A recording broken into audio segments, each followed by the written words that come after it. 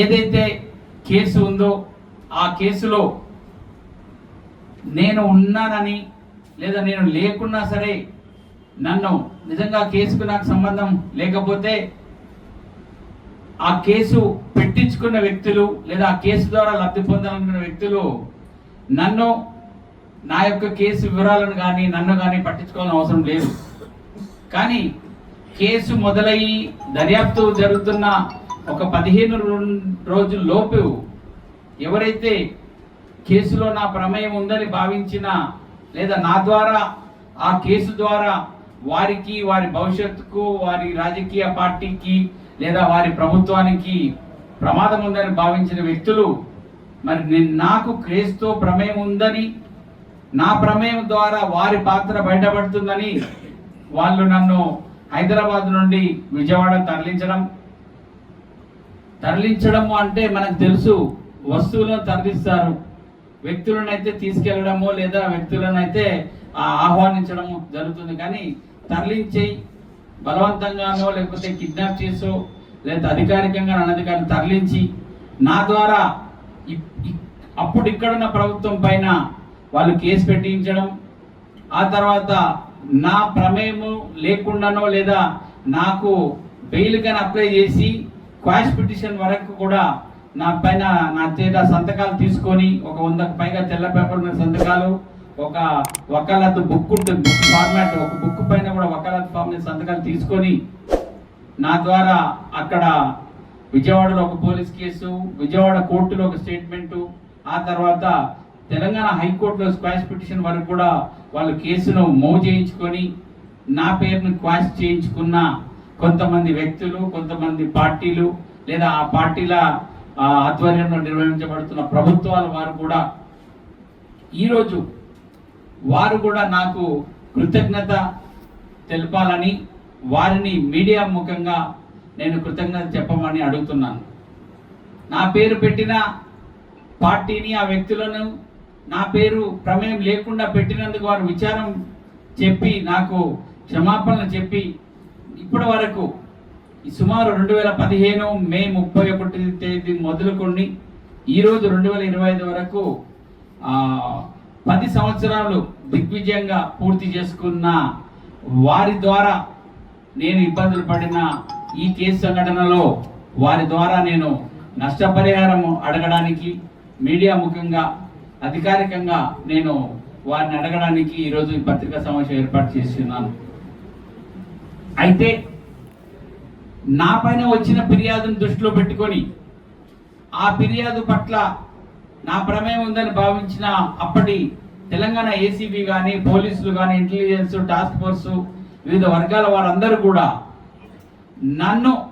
కేసులో A4 ముద్దాయిగా చేర్చి వివిధ కోర్టుల్లో ఇప్పుడు నేటికి ఈడీ కోర్టులో ఇంకా నేను ముద్దాయిగానే కొనసాగుతున్నాను. వివిధ కోర్టుల్లో నన్ను ఇబ్బంది పెట్టి నాకు నష్టం కలిగించి నా పరువు నష్టము, నా సమయ నష్టము, నాకు రావాల్సిన క్రిస్టియన్ ఎన్జిఓల ద్వారా కానీ సొసైటీ ద్వారా కానీ నాకు రావాల్సిన ఆర్థిక లబ్ధి, నా కుటుంబ పోషణ, తర్వాత ఇంకా అన్ని విషయాలపైన కూడా నాకు జరిగిన దానికి ప్రభుత్వ పరంగా ప్రభుత్వ అధికారులు లేదా అప్పటి ప్రభుత్వ అధికారులు వ్యక్తిగతంగా కానీ లేకపోతే ఇప్పుడున్న ప్రభుత్వ విభాగాలు ఎవరైతే అధికారులుగా ఉంటున్నారో వాళ్ళైనా సరే నాకు నష్టపరిహారాన్ని కూడా ఇప్పించాలని చెప్పి నష్టపరిహారాన్ని ఇవ్వాలని చెప్పి కూడా నేను ఈ సందర్భంగా మీడియా ముఖంగా వారికి విజ్ఞప్తి మాత్రమే చేస్తున్నాను. ఇకపోతే మరొక వ్యక్తులు లేదా పార్టీలు వారు నా ద్వారా వారికి వచ్చిన ప్రమాదం నుండి వాళ్ళు తప్పించుకొని వాళ్ళ ప్రమాదం నుండి వాళ్ళు బయటపడడంతో పాటు వారి పార్టీని వారి ప్రజాప్రతినిధులందరినీ కూడా వాళ్ళు బయటపెట్టించుకొని ఈరోజు నా ప్రమేయం లేదు కాబట్టి నా పేరు సుప్రీంకోర్టులో కొట్టివేశారు కాబట్టి మేము కూడా సేఫ్ అని భావిస్తున్న వాళ్ళు అధికారికంగా నేను మిమ్మల్ని అడగలేను. ఎందుకంటే అధికారికంగా నా పైన ఫిర్యాదు చేసినది స్టీఫెన్స్ అనే వ్యక్తి, అప్పుడు బీఆర్ఎస్ పార్టీలో నామినేటెడ్గా ఉన్న ఆంగ్లో ఇండియన్ అనే వ్యక్తిని మాత్రమే నాకు పరువు నష్టం కలిగించినందుకు అతని పైన పరువు నష్టం దావా నేను వేస్తున్నాను. మా అడ్వకేట్స్ కూడా ఇప్పుడు వస్తారు కొద్దిసేపట్లో. డాక్యుమెంటేషన్ అంతా రెడీ అవుతుంది. నష్టపరిహారము ప్రభుత్వ శాఖ తెలంగాణ ఏసీబీ లేదా తెలంగాణ పోలీసుల నుంచి నేను నష్టపరిహారం తీసుకోవడంతో పాటు వ్యక్తిగతంగా నా పరువుకు నష్టం కలిగించిన స్టీఫెన్సన్ ను నేను పరువు నష్టం ద్వారా ప్రైవేట్గా నేను అతని పైన వేసుకోగలుగుతాను. పరోక్షంగా కేసు ద్వారా లబ్ధి పొందాలని లేదా ఆ సంఘటన ద్వారా ఏదైతే కేసులో ఇన్వాల్వ్ అయినో ఆ కేసు ద్వారా ఆ కేసుకు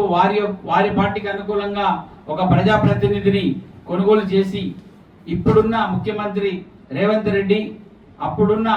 టీడీపీ పార్టీలో ఎమ్మెల్యేగా ఉండి ఆ టీడీపీ పార్టీ అధ్యక్షులు